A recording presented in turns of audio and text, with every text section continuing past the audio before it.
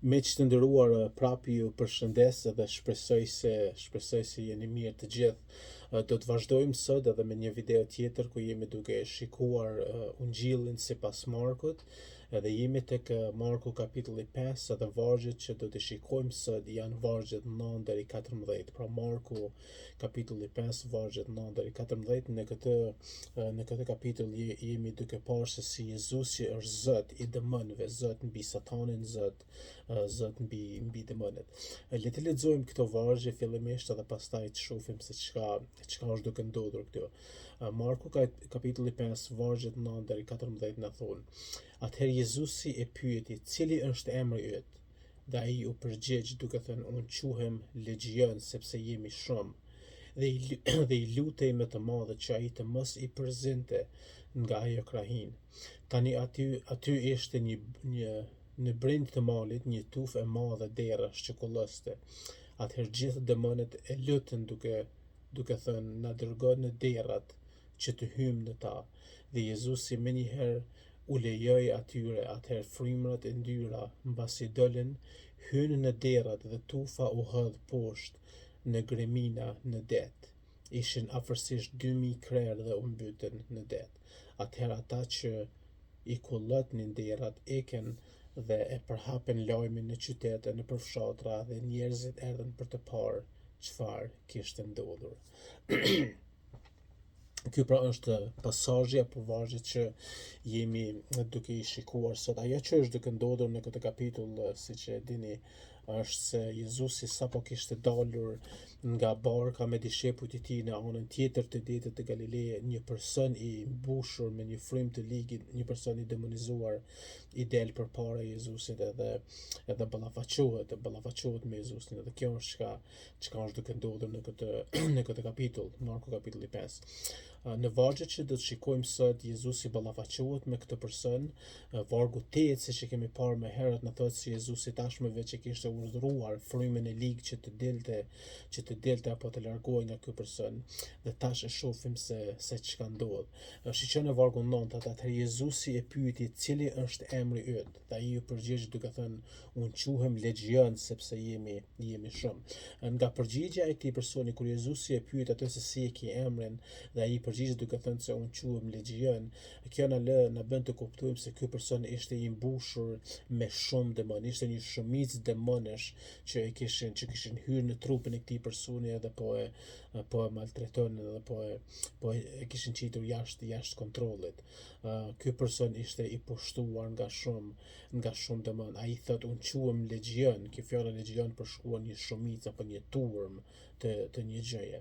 Në fakt Luka 8:30, Ungjilli sipas Lukës kapitulli 8 vargu 30, duke folur për të njëjtën gjë thot, dhe Jezusi e pyeti duke thënë, si e ke emrin? Dhe ai u përgjigj Legjion, sepse shumë demon kishin hyrë në të. Luka do na bën pak më të qartë duke na thënë se shumë demon kishin hyrë në të. Vargu 10 në thotë se kjo frymë e ndyrë e përbërë nga një shumicë demonesh, prap i lutet Jezusit. Shikoni çka thotë, dhe i lutej me të madhe që ai të mos i përzinte nga kjo krahin. Prap këtu do të shohim se kjo frymë e ligë, këta demon e dinë se kush Jezusi është. E kupton se Jezusi ka autoritet dhe ka fuqi që të bëjë me ta çdo që ai dëshiron, dhe si rezultat, për shkak se ata e dinë që Jezusi ka fuqi, e dinë që Jezusi ka autoritet të bëj çdo që dëshiron me ta, ata i lutën Jezusit që ai të mos i dëbojnë ata nga kjo krahin. Këta demon dëshirojnë që të jenin në këtë krahin dhe nuk dëshirojnë që Jezusi të largojë në një vend ku ata do të mundohen apo do të vuajnë. Prap Luka 8:31, dhe ata e lutnin të mos i urdhëronte të shkonin në humner. Pak më shumë detaje këtu. I thonë që i lutën Jezusit që mos na largon nga kjo krahin dhe mos na dërgon në humner. Fjala origjinale që përdoret këtu tek Luka 31 për fjalën humner është fjala abis. Fjala abis që përshkruan një vend të thellë apo si një grop të thellë dhe kjo fjalë përdorej shpesh në mënyrë simbolike për të përshkruar një vend izolimi apo një lloj burgu për demonët, ku ata nuk mund të bëjnë atë që dëshirojnë. Kështu që kjo është çka këta demoni lutin Jezusit, i lutin që të mos i largojnë nga kjo krahin, dhe i lutin që ai të mos i dërgoj në një vend, në këtë vend, në këtë humner, ku ata do të jenë të blokuar apo të burgosur. Përsëri, fakti që këta demoni lutin Jezusit na tregon se ata e dinin se kush Jezusi është, dinin se Jezusi ka fuqi, ka autoritet mbi ta. Këta demon e kuptojnë se janë në dorën e Jezusit dhe në mëshirën e Jezusit. Dhe sa i mund të bëj çka do që dëshiroj me ta.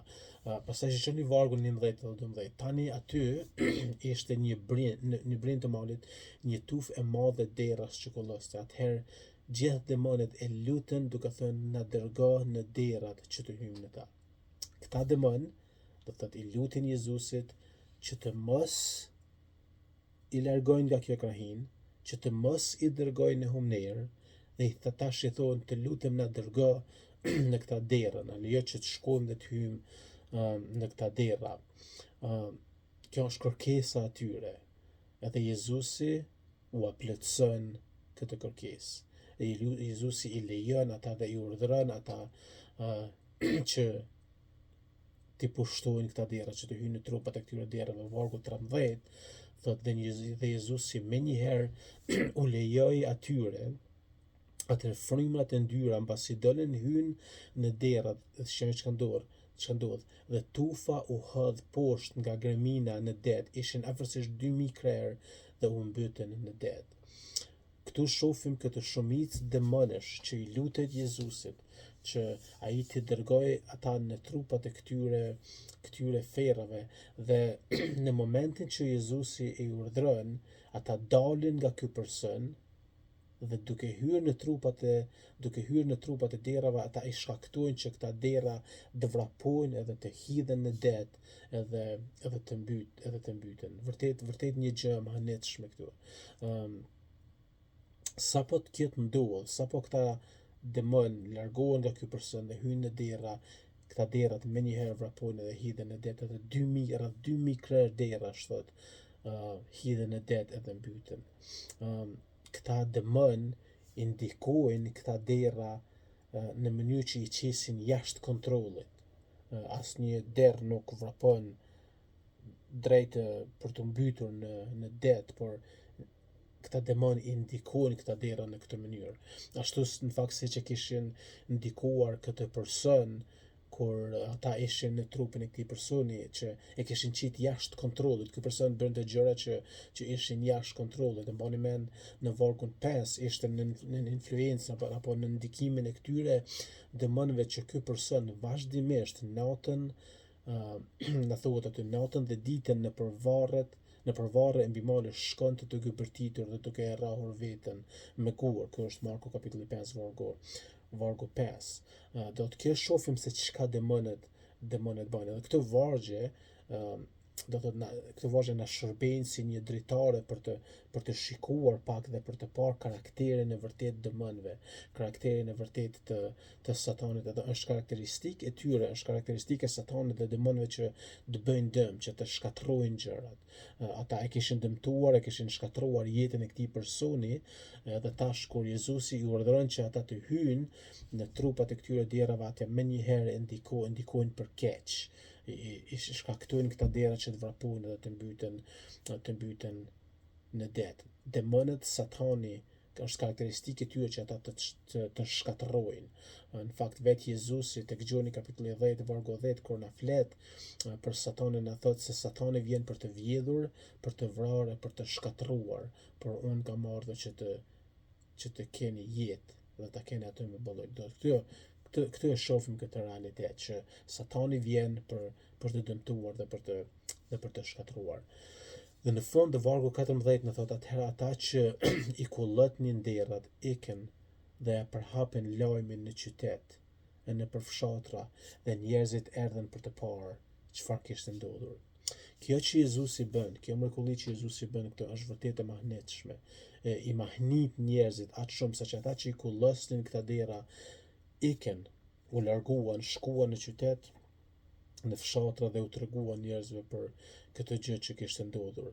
Edhe në videon që do bëjmë në vazhdim do ta shohim se çka këta njerëz shohin kur vijnë tek Jezusi për të parë se çka është duke ndodhur, por do ta bëjmë këtë në videon tjetër. Por dua për fund të them diçka të rëndësishme, një fakt të rëndësishëm. Ne si njerëz, nëse ne vërtet e kuptojmë se kush Jezusi është, nëse ne e kuptojmë se fuqinë e tij, autoritetin e tij, ne vërtet duhet të mahnitemi. Sikur këta persona këtu që u mahnitën. Jezusi nuk është një njeri i zakonshëm. Ai po është njeri, por është më shumë se njeri. Ai është vetë Perëndia në mesh. Demonet i nënshtrohen atij. Satani i nënshtrohet atij dhe i lutet atij. Pra Jezusi është vërtet një figurë mahnitshme. Jezusi nuk është një profet i zakonshëm. Ai është profet, por nuk është vetëm profet, është vetë Perëndia në mesh. E shihni në këtë rast kur Jezusi e bën këtë mrekulli, ai nuk ndalet dhe thot, "O Zot, më ndihmo që ta shëroj këtë person apo ti largoj këtë demon nga ky person." Ai thjesht e jep urdhën sepse ai e ka fuqinë brenda vetes, fuqinë e Perëndisë, sepse është Perëndi brenda vetes dhe demonet e shohin këtë, Satani e shef këtë dhe i nënshtrohen atij dhe Jezusi thjesht e jep këtë urdhër dhe bën atë që ai dëshiron me demonet duke i dërguar ata në trupin e këtyre derave dhe këta dera mbyten në det. Kështu që vërtet dua që ne si krishterë së pari ta kuptojmë se shpëtimtari ynë nuk është thjesht një njeri.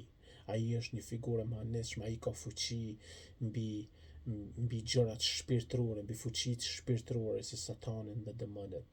Dhe unë lutem që ne gjithmonë t'jemi të mahnitur me atë se kush Jezusi është, me autoritetin e tij, me fuqinë e tij.